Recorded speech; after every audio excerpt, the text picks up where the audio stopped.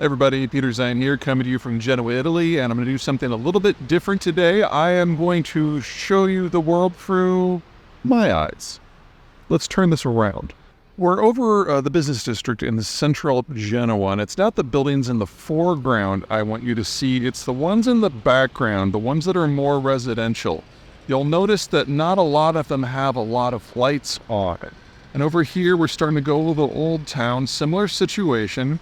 And as we move over here, you can see the train station, kind of Grand Central, if you will.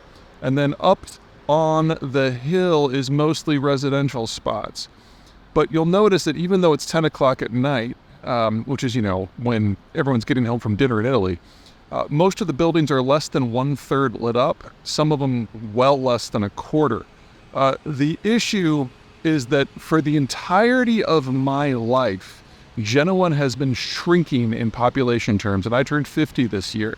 1972 was the last year that the city saw an increase in population, and that is pretty typical for Italian cities writ large. Unfortunately, Italy is going through a population crash, and it's well past the point of no return. The birth rate has been below 2 births per woman for in excess of 3/4 of a century, and over the next 5 years, the population bulge that exists in many countries exists here too, but they move into mass retirement. Now, I've been traveling through Italy for about 10 days now, and I've gone to a lot of small towns, and they're full of old people, and not a lot of them. And everyone has the same refrains, like all the young people have picked up to move to the cities. But now that I'm in one of the major cities, I can see that's not the case. It's just people haven't been born here for a very long time.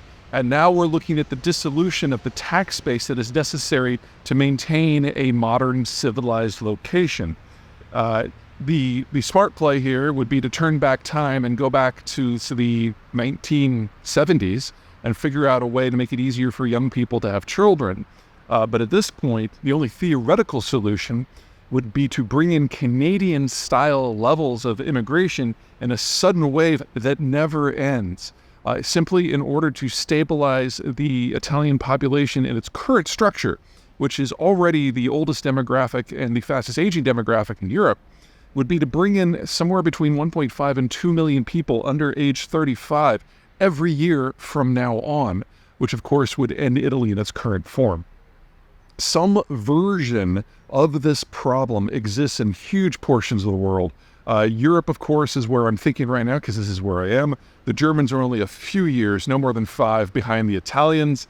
And then there are a number of other countries that are a little bit younger but are actually aging faster, whether it's Romania or Spain. Poland still has a chance for demographic reconstitution, but only if they get on it right now. The Russians are in a worse position. The Ukrainians are in a worse position. And out in East Asia, Taiwan is kind of where Poland is right now, whereas Japan and Italy are very, very similar. And the Koreans are about where the Germans are. So we're seeing this over and over and over throughout the world. Accelerated urbanization over the last 50 to 75 years has generated a population structure that is so old and aging so quickly that reconstitution is no longer possible. And a number of the advanced states, Italy, Germany, Korea, Japan, the next decade is going to provide a new model for us. Populations in countries that are no longer capable of mass consumption or mass investment or mass tax generation at the same time their populations move into mass retirement.